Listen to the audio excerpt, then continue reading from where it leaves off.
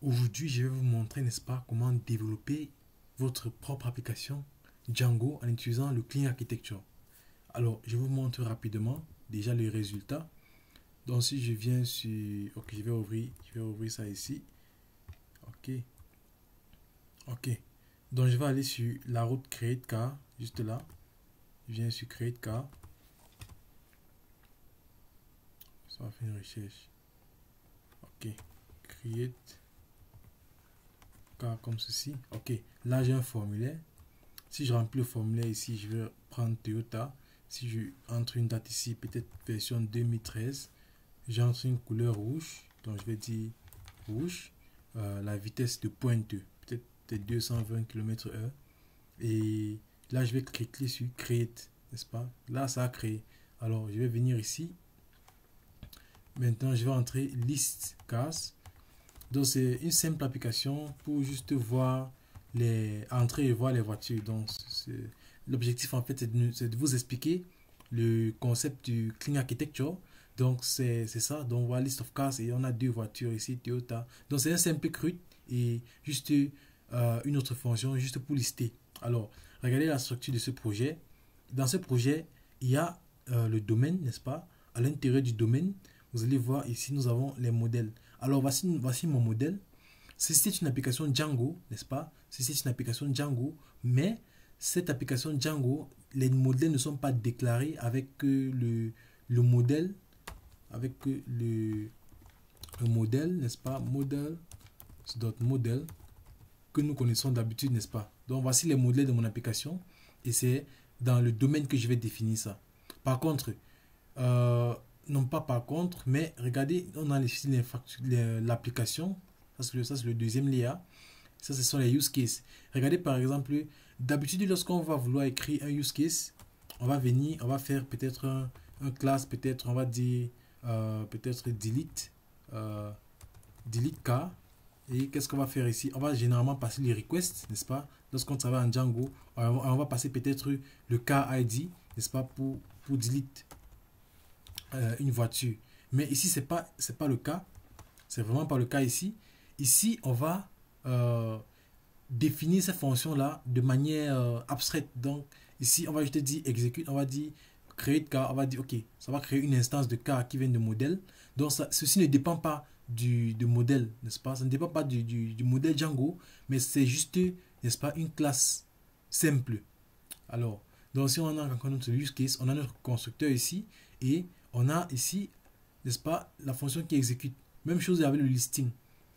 Même chose avec le listing. Ok. Donc ici, vous allez regarder, on a le init ici, on a le car repository. En fait, le car repository, n'est-ce pas, c'est une classe qui va se charger, n'est-ce pas, de gérer notre base de données à notre place. Ok. Donc ça, c'est un peu la structure du projet. Alors, déjà, je vais vous montrer c'est quoi le Clean Architecture. Donc il y a cette documentation-ci. Donc le Clean Architecture ici, c'est une approche mise en avant par Robert Martin Psy, alias Uncle Bob, n'est-ce pas? Plusieurs le connaissent. Donc si je viens ici, je fais une petite recherche sur Uncle Bob.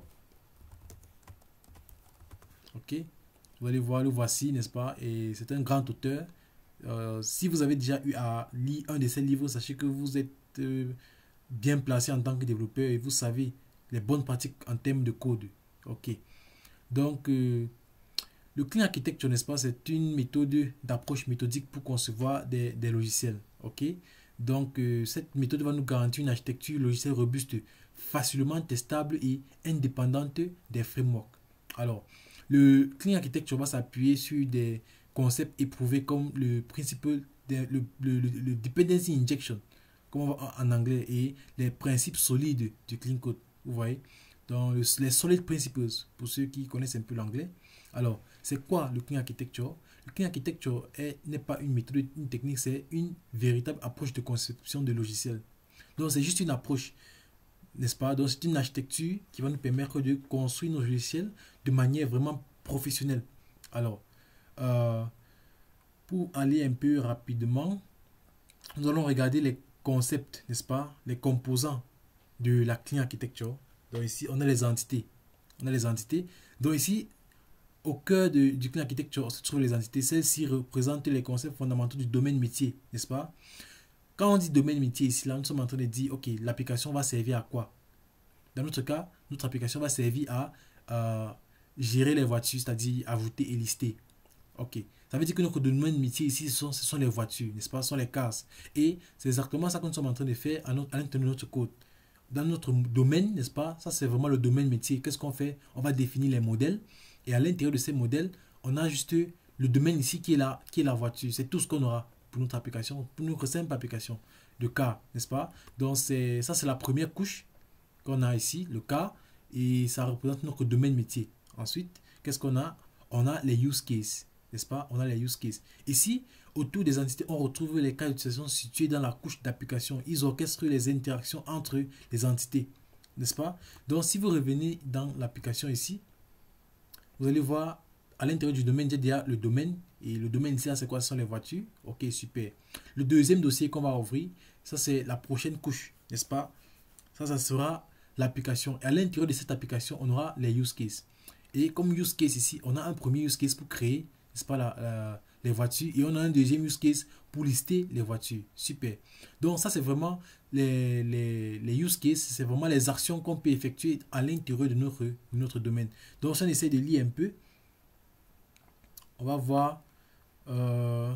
Donc le rôle est de définir, de gérer la logique métier, n'est-ce pas? Donc là, on va essayer de gérer quelque chose. Qu'il s'agit ici de quoi? De gérer le métier, donc de gérer le domaine spécifique à l'application sans mélanger la logique de cette logique. Donc sans mélanger la logique. Donc ici, on va se rassurer que chaque use case est vraiment très spécifique. Ok.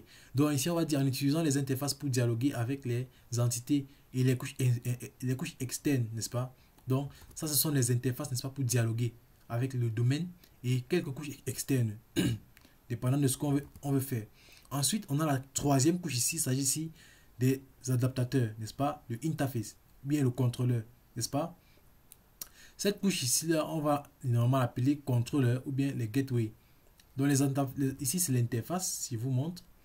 Ça, c'est vraiment l'interface. C'est ici qu'on va un peu définir notre application Django. Vous voyez, l'interface a un peu la structure d'une application Django. Ici, on a l'immigration. Ici, on a les templates, n'est-ce pas? Les deux templates que je vous ai montré au début. Ici, on a le init. Ici, on a l'admin.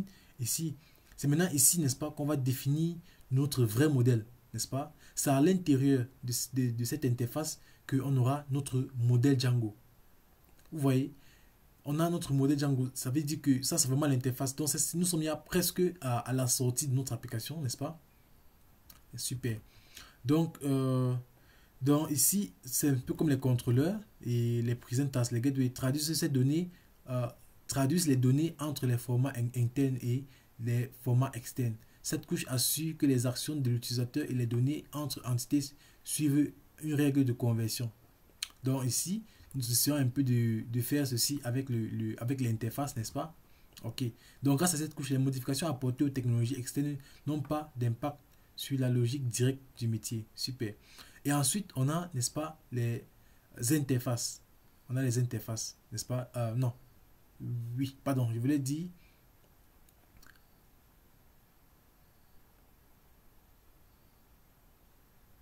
Ok.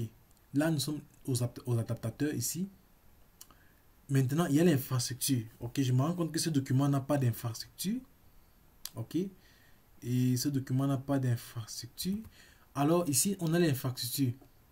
En fait, je comprends que ce document-ci, n'est-ce pas, en fait, ils sont en train de mélanger l'interface, n'est-ce pas, et l'infrastructure. Ok. Donc ici, on a un quatrième ici, l'infrastructure. Donc ça, c'est le repository. C'est ça, en fait, qui va nous permettre aussi de gérer, n'est-ce pas, les requêtes. Donc ça sera un peu comme notre manager, n'est-ce pas, notre vrai contrôleur, en fait, pour avoir accès à notre base de données. Par exemple, j'ai instancié ici une classe car repository. À l'intérieur, qu'est-ce que je fais? Je fais dev create et je prends, n'est-ce pas, les informations du car, n'est-ce pas? Je prends un car et qu'est-ce que je fais? Je fais car modèle est égal à car modèle et je fais ici modèle car et là je crée, n'est-ce pas? Je crée le car et je le save avec, n'est-ce pas, ce repository ici.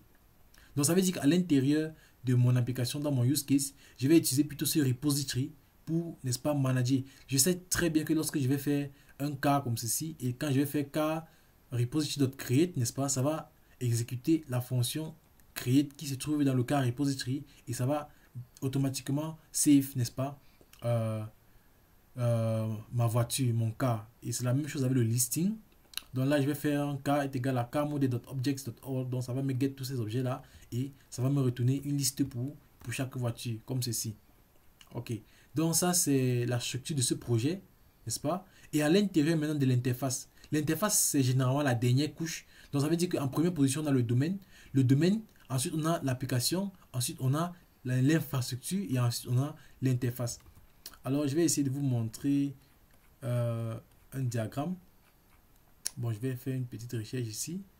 Je vais dire clean architecture comme ceci. Et là, je vais chercher une image. Ok, voici une très belle image qui illustre ce que je suis en train d'expliquer. Là, je vais cliquer sur visite.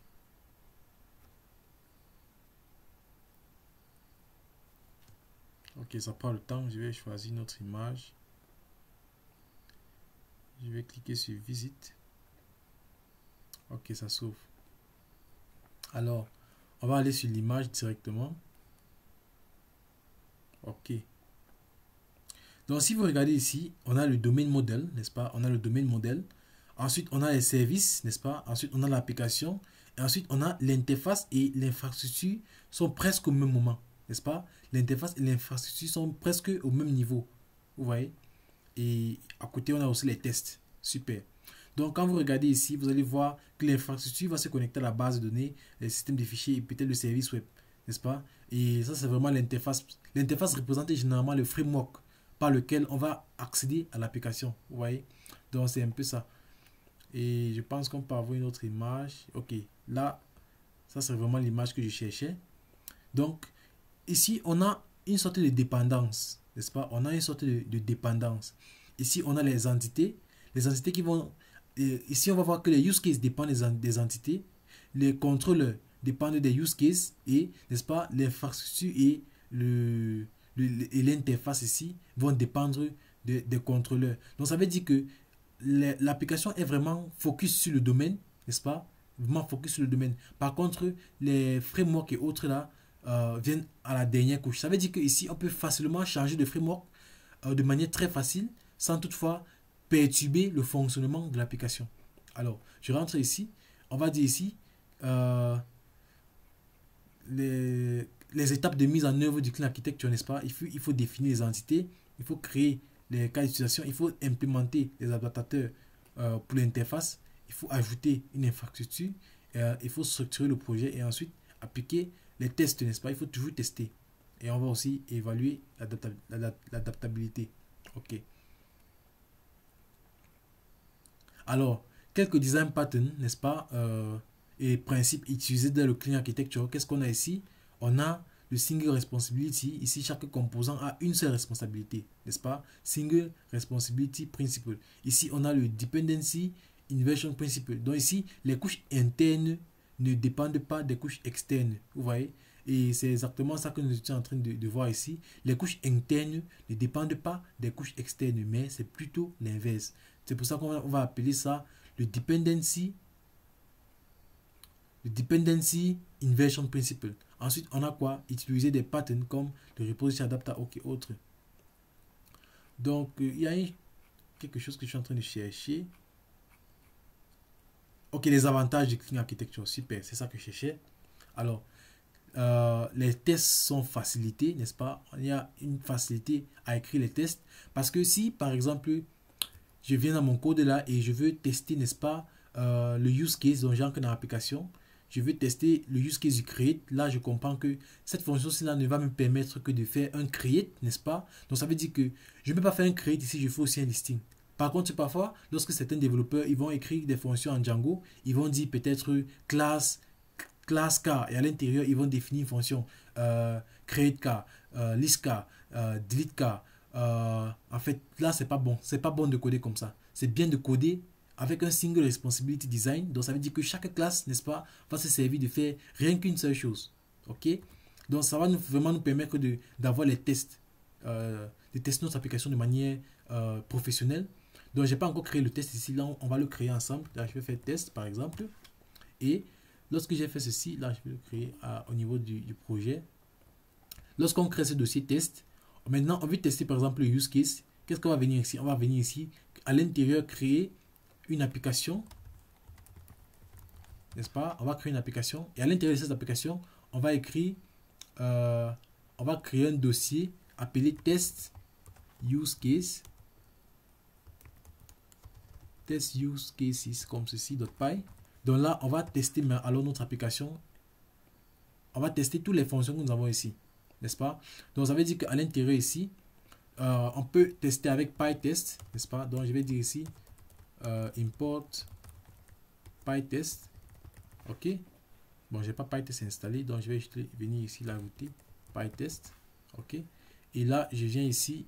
Je vais écrire alors peut-être test my use cases. Donc je vais utiliser l'intelligence artificielle. Donc je vais commencer par écrire classe, je vais dire test create car use case. Ok, donc vous allez remplacer ça avec votre propre logique, et le test aussi, le use case, le list use case, n'est-ce pas? Super. Donc ça va vraiment nous faciliter à écrire les tests, n'est-ce pas? Et nous avons aussi besoin d'un conf test, n'est-ce pas? Ça c'est PyTest. Donc on a un conf test.py pour les fixtures, n'est-ce pas? Donc import PyTest encore. Et qu'est-ce qu'on va faire ici? On va dire ici, je vais dire declare fixtures needed here. Je vais dire here to test the create and list use cases. Ok. Là, ça va me donner quelque chose. Bon, je regarde pas trop. Mais ici, on dit quoi? Dev repository mock. Donc, c'est un peu comme une base de données. Ici, on a dit des. Ok. Là, on dit init cast. Et là, on dit create. Bon, c'est juste pour les tests. En fait, je voulais juste vous montrer un peu comment vous allez faire pour écrire les tests. Maintenant, à l'intérieur ici, vous allez juste venir, n'est-ce pas, réutiliser ces fixtures qu'on a, n'est-ce pas, qu'on a défini nous-mêmes. Si vous ne savez pas comment écrire les tests avec PyTest, c'est très simple. Je vous recommande de venir, n'est-ce pas, sur Google, très simple. Vous tapez juste PyTest. Ok, vous allez voir la documentation de PyTest, la documentation officielle de PyTest, et n'est-ce pas, vous pourrez, n'est-ce pas, lire rapidement et voir comment, n'est-ce pas, tester votre application que vous avez développée avec du Clean Architecture avec PyTest. Donc tester, n'est-ce pas, votre application avec PyTest, c'est un outil de test vraiment très professionnel et beaucoup d'entreprises, n'est-ce pas, l'utilisent. Ok, donc je vais rentrer, n'est-ce pas, sur la documentation. Ici, on a la maintenabilité simplifiée. N'est-ce pas? Le code est très maintenable. Ça veut dire que quoi? Ça veut dire que si peut-être demain, on me demande d'ajouter peut-être un use case pour delete la voiture, c'est très simple. Je vais venir là, je vais dire classe, je vais dire delete. Non, je vais dire delete car use case comme ceci. Et là, j'ai défini, n'est-ce pas, une logique juste pour supprimer comme ceci. Et là, c'est déjà terminé, n'est-ce pas? J'ai ajouté une nouvelle fonctionnalité juste comme ça, sans toutefois toucher le code du list, sans toutefois toucher le code du create, n'est-ce pas? Et je peux venir alors ici dans mon infrastructure, dans le repository, le car repository, et là je vais l'ajouter ici, n'est-ce pas? Je vais ajouter cette nouvelle fonctionnalité là. Donc ça veut dire que quoi? Là nous sommes en train de toucher le code, n'est-ce pas? Pas pour modifier quelque chose, mais plutôt pour augmenter. C'est encore une autre loi qu'on va appeler le open closed, n'est-ce pas? C'est ouvert lorsqu'on va ajouter, mais c'est fermé si on veut modifier une fonctionnalité. Là je vais dire quoi? Je vais dire dev delete comme ceci. Et là je fais un try car delete, ça supprime, je dis try, ok, super. Mais par contre ça ne suffit pas, je vais dire car model does not exist, super, ok. Là je viens de, n'est-ce pas, je viens d'ajouter une nouvelle fonctionnalité juste comme ça. Donc la maintenabilité est très simplifiée. Vous avez vu, j'ai ajouté une fonctionnalité de manière très simple et tout est passé de manière, en fait, le Clean Architecture est vraiment super. Donc ici on a le développement et facilité à la développement est facilité et le code est durable. Vous voyez, le code est vraiment très durable. Donc il favorise un développement plus fluide et organisé. Vous voyez, le code est plus fluide et organisé. Ça veut dire que si n'importe quel développeur arrive sur ce projet, il n'aura pas vraiment de complexe à comprendre ce qui est en train de se passer. Pourquoi? Parce que tout est très clair. Que là, sur le cas repository, c'est censé gérer la base de données pour nous aider à gérer la base de données. On a une fonction create, on a une fonction list et une fonction delete, n'est-ce pas? C'est vraiment très clair. Ensuite, ici, on a, je ne lis pas très bien, le déploiement, peut-être, ok, ça scroll. Le déploiement est facilité. Donc, le clean architecture simplifie le déploiement en minimisant les dépendances en couches. Donc, ça va vraiment nous aider à faciliter le déploiement. Donc, si vous faites du DevOps, et si un jour on vous demande de choisir une architecture pour un projet qui sera vaste, je vous recommande, n'est-ce pas, d'utiliser le clean architecture. Pourquoi? Parce que ça va vraiment vous aider à faciliter le déploiement, n'est-ce pas? Donc, en conclusion, ici en bas, le clean architecture est une approche claire et méthodique pour concevoir les systèmes, les logiciels solides, faciles à maintenir et à faire évoluer. Et comme petit conseil que je peux vous donner à la fin de cette vidéo, je vous dirais que la majorité des développeurs seniors, des pros qui travaillent à Google, qui travaillent à Netflix, n'est-ce pas, utilisent cette architecture. Alors, si vous voulez élever votre niveau, n'est-ce pas, pour devenir un développeur pro et développer des applications Django qui passent à un autre niveau, je vous recommande d'utiliser le Clean Architecture. Le Clean Architecture, pourquoi? Parce que si vous voulez un jour travailler pour des grandes entreprises, croyez-moi, les grandes entreprises, ils ont des gros projets et c'est le Clean Architecture qui est généralement utilisé dans ce genre d'entreprise. Alors, si cette vidéo vous a plu, si les concepts partagés vous ont ému, si vous pensez qu'il y a des personnes qui, n'est-ce pas, doivent écouter ces vidéos, n'est-ce pas, pour monter aussi en compétence, je vous recommande fortement de les partager, n'est-ce pas, liker, commenter et aussi laisser en commentaire votre expérience avec le Clean Architecture. Ça va vraiment, n'est-ce pas, booster notre communauté et votre partage sera aussi une contribution à des personnes, n'est-ce pas, qui, n'est-ce pas, cherchent à s'intéresser et devenir des pros dans le domaine de la programmation et du génie logiciel. Alors, revenons dans une prochaine vidéo où je vais vous parler, n'est-ce pas, de quelque chose qui va vous permettre de progresser en tant que développeur. Merci. Ciao.